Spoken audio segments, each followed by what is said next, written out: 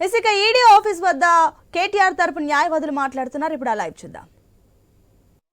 తీసుకోవాల్సిందే తప్ప కేటీఆర్ గారి దగ్గర ఒక్క కాగితం కూడా ఈ వ్యవహారానికి సంబంధించి ఒక్క కాగితం కూడా లేదు.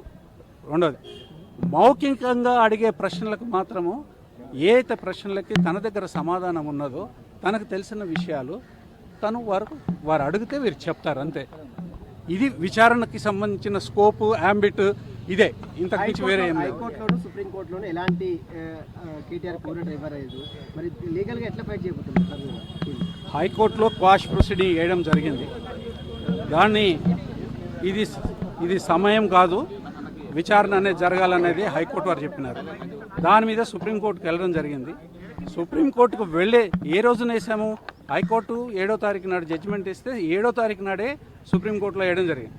ఈ లోపల 9వ తారీఖు నాడు విచారణకు పిలిచినారు. 9వ తారీఖు విచారణకు పిలిచినప్పుడు విచారణకి నేను వెళ్తాను అని విచారణకు వెళ్తూ 7వ తారీఖు నాడు పడిన కేసుని విత్డ్రా చేసుకోమని చెప్పి అదే రోజు 9వ తారీఖు నాడే విత్డ్రా చేసుకోమని లాయర్స్కి ఇన్స్ట్రక్షన్ ఇచ్చినారు. అదే పని సుప్రీంకోర్టులో లాయర్స్ విత్డ్రా చేసినారు కేసు. అంటే సుప్రీంకోర్టులో రిలీఫ్ రాలేదు అనేది అసలు మేము ఆర్గ్యూనే చేయలేదు. మేము ఆ కేసుని ఇన్సీజ్ చేయలేదు, ఆ కేసు మీద ఒక లాజికల్ జడ్జిమెంట్ని ఇన్వైట్ చేయలేదు. కాబట్టి అక్కడ సుప్రీంకోర్టులో చుక్కెదురైంది అనే మాటలు ఏవైతే ఉన్నాయో అది కరెక్ట్ కాదు. దయచేసి మీరు అది గమనించాల్సిన అవసరం ఉంది.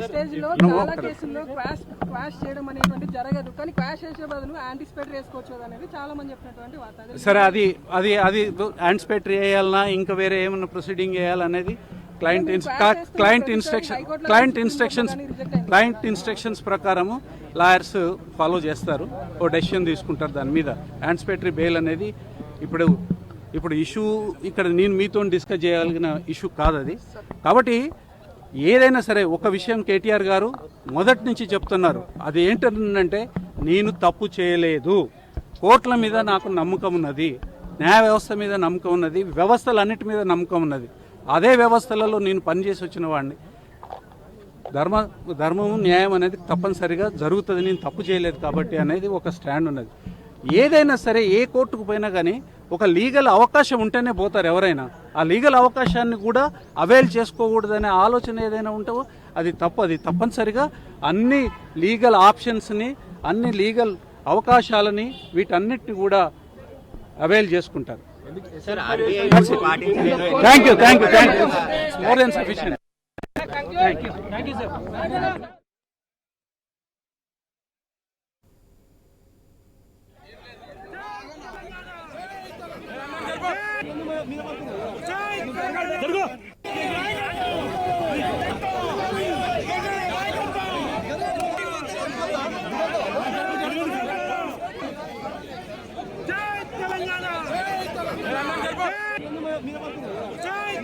జరుగు